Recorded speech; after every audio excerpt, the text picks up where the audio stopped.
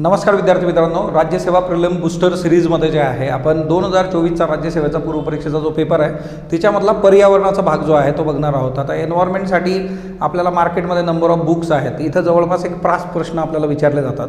ह्या 5 प्रश्नांचा जर स्प्लिट आपण बघितला तर तो स्प्लिट कसा आहे, आपण 5 प्रश्नांपैकी 4 प्रश्न हे क्लायमेट रिलेटेड आहेत। बघा, क्लायमेट चेंजशी रिलेटेड 4 प्रश्न आहेत। मग तुम्ही जर तुमचं पुस्तक बघितलं तर एन्व्हायरमेंटच्या पुस्तकामध्ये तुम्हाला 3 वेगवेगळे जे प्रकरणं डिवाईड दिसतील। बघा, बायोडायव्हर्सिटीचा पार्ट असेल किंवा इतर कन्सेप्ट जे आहेत, आणि त्याचबरोबर जे आहे एक पार्ट जो आहे त्याच्यातला क्लायमेट चेंजचा आहे।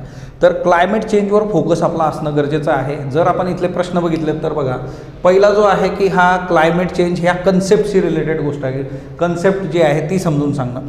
दुसरं जे आहे की इथं आता बायोडायव्हर्सिटीशी रिलेटेड एक प्रश्न विचारलेला आहे, म्हणजे फक्त जे आहे की तुम्ही ज्याप्रमाणे हाय लॅटिट्यूडवर जातात तर मग तिथं बायोडायव्हर्सिटी कशी असते, तर हे कन्सेप्च्युअल क्लॅरिटीचा विषय आहे। बायोडायव्हर्सिटीचा हा एक प्रश्न जर सोडला तर मग पुढचे अजून 3 प्रश्न जे आहेत ते क्लायमेट चेंज आहे। बघा, system of air quality, weather forecasting and research सफर।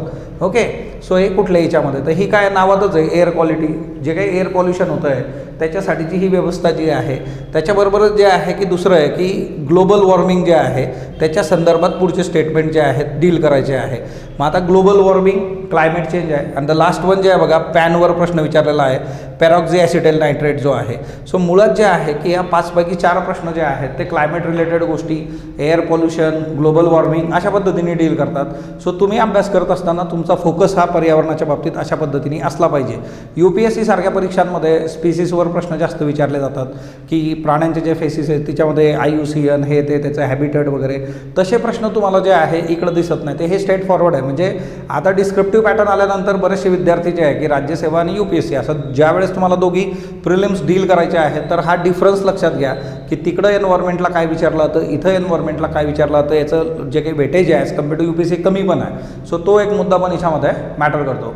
सो तुम्हाला राज्यसेवेची जी टेस्ट सिरीज आहे त्याच्यासाठी प्रिलिम्स 50 हा कोड आहे बघा, तर हा कोड वापरून तुम्ही जे आहे तर तिथं 50% ऑफ ॲपवर मिळवू शकता। धन्यवाद।